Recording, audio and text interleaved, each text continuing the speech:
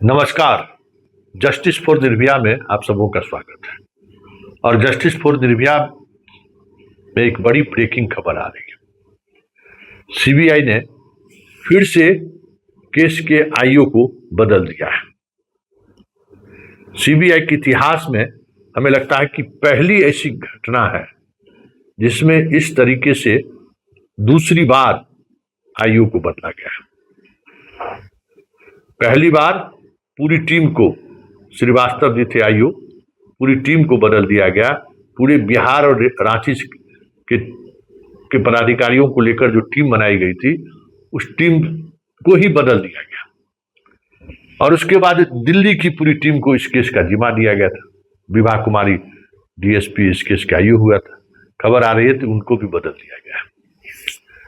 याद होगा एसआईटी जब जांच कर रही थी अन्नू कुमारी, उससे पहले चित्रगुप्त नगर के थाना प्रभारी वो जांच कर रही थी। और उस जांच के दौरान जो रोशनी कुमारी आईओ थी, पहले तो वो सस्पेंड हुई। लेकिन एक बात खास इस पूरे अनुसंधानक बदलने के दौरान देखने को मिला है। देखिए, रोशनी कुमारी तो शुरुआती दौर में उसने जांच की थाना अध्यक्ष के रूप में। उसने जो लापरवाही बरती उसके आधार पर पुलिस ने उनको सस्पेंड भी कर दिया। उसके बाद एसआईटी गठित हुआ और एसआईटी में अन्नू कुमारी जो सचिवालय डीएसपी है उनको केस का अनुसंधानक बनाया गया, आईओ बनाया गया। पॉस्को एक्ट का जुड़ा, पोस्टमार्टम रिपोर्ट आया तो जांच हुई, परिवार के लोगों से पूछताछ हुई, क्योंकि पीड़िता के साथ पटना में कुछ भी नहीं हुआ। वो साइंटिफिक इन्वेस्टिगेशन में बातें सामने आ चुकी थी।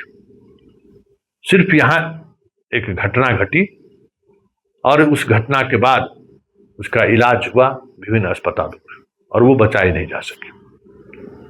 लेकिन वो घटना क्यों घटित हुई, पीड़िता ने ऐसा क्यों किया, इसको लेकर परिवार के लोगों पर अन्नू कुमारी दबिश बनाना शुरू की। उसी दौरान कॉन्स्पिरेसी की बात सामने, बड़ी साजिश की बात सामने। क्योंकि देखिए, पीड़िता का पोस्टमार्टम रिपोर्ट और पीड़िता के वस्त्र से सीमेन मिलना, ये दो ऐसी बात थी जो पूरे अनुसंधान से अलग साक्ष्य था।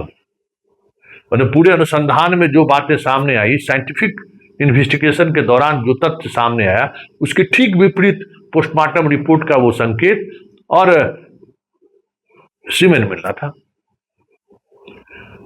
एसआईटी को लगा कि इसके पीछे कोई गहरी साजिश है। और जैसे ही साजिश पर जांच शुरू की और लोगों को उठाना शुरू किया, जो 10 दिनों से 15 दिनों से सीबीआई चुप बैठी हुई थी, रातों रात इस केस को जो है टेक ओवर कर लिया। और फिर सीबीआई श्रीवास्तव जी को आईओ बनाए, एएसपी थे, उसके नेतृत्व में जांच शुरू हो गई। एएसपी साहब भी 15-20 दिन बाद उसी नतीजे पर पहुंचे जहां एसआईटी की टीम पहुंची हुई थी। और उसने इस मामले को भी उसी तरीके से देखना शुरू किया जिस तरीके से एसआईटी देख रही थी। केस को सॉल्व करना था, इसलिए कॉन्स्पिरेसी एंगल पर वो भी पहुंचे। और जैसे ही कॉन्स्पिरेसी एंगल को लेकर जो संदिग्ध था उसको नोटिस जारी हुआ, 24 घंटे के अंदर में पूरी टीम ही बदल गई। आप समझ जाइए, पूरी टीम बदल गई। एक एक पदाधिकारी बदल दिया गया और यह केस पूरी तौर पर दिल्ली सीबीआई के हवाले हो गया। पूरी टीम आईजी से लेकर नीचे तक, विभा कुमारी डीएसपी रैंक के अधिकारी को आईओ बनाया गया। वो भी 20-25 दिन जांच की। पूरी जांच में एसआईटी, श्रीवास्तव जी का रिपोर्ट, पूरी डायरी के अध्ययन के बाद जो फिर से उसको जो कह सकते हैं क्रॉस एग्जामिन किया उसने, कि एक एक चीजों को देखा। फिर विभा कुमारी भी वहीं आकर ठहर गई कि इस पूरे घटनाक्रम के पीछे बड़ी साजिश। कोर्ट में वकील का व्यवहार, जज का व्यवहार, ये सारी चीजें एक अलग तरीके से दिख रहा था कि अरे ऐसा भी हो सकता है क्या। अनुसंधान के बीच में जो कोर्ट की भूमिका थी, इससे भी सीबीआई हैरान था। और आखिरकार कोर्ट के आदेश के बावजूद भी मनीष पर चार्जशीट सीबीआई नहीं ही की। भाई ये तो मेरा है ही नहीं, एक्यूज ही नहीं है, हम इसको एक्यूज मानते ही नहीं, हम ना हम रिमांड पर लिए हैं, ना हम इस पर चार्जशीट करेंगे। जज साहब इतने गुस्से में आ गए कि आईओ के खिलाफ सीबीआई को लिख दिया, जबकि टॉप टू बॉटम सभी अधिकारी को पता है सीबीआई के अंदर कि घटना क्या हुआ है और घटना के पीछे वजह क्या है। वो सारी चीजें तमाम ऊपर से लेकर नीचे तक तमाम अधिकारी को पता है। साइंटिफिक इन्वेस्टिगेशन में इस तरीके के एविडेंस पर्याप्त उपलब्ध है।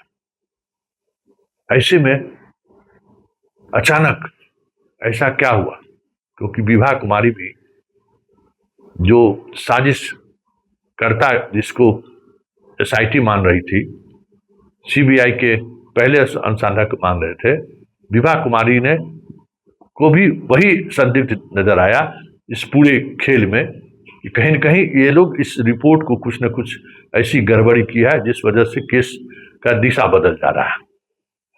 उन लोगों से पूछताछ होनी शुरू हुई और उस पूछताछ के दौरान सीबीआई का जो तरीका है वो तरीका भी अख्तियार होने लगा।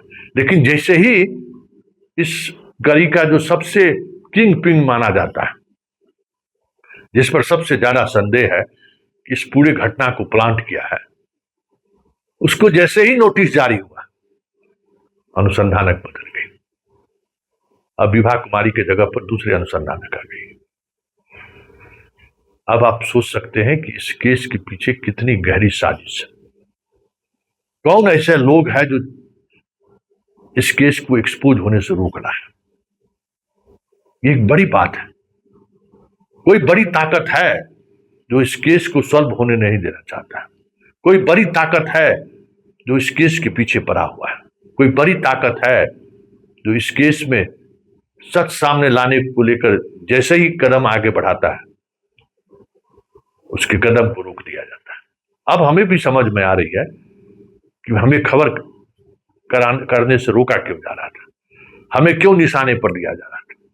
ये सारी चीजें अब समझ में आनी शुरू हो गई है, क्योंकि जिस तरीके से निशांत का नाम आना, सम्राट चौधरी का चरित्र हनन करना, ये सारी चीजें दिखा रही है कि वाकई में जो बातें सामने है वो सच नहीं है।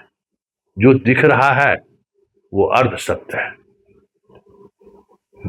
पीड़िता का न्याय मिले, इसको लेकर जो सड़क पर आंदोलन हो रहा है, या फिर जिस तरीके से लोग कोर्ट में बहस कर रहे हैं, तमाम चीजों को देखने से लगता है कि पूरी ताकत इस पर नहीं काम कर रही है कि इसको न्याय मिले।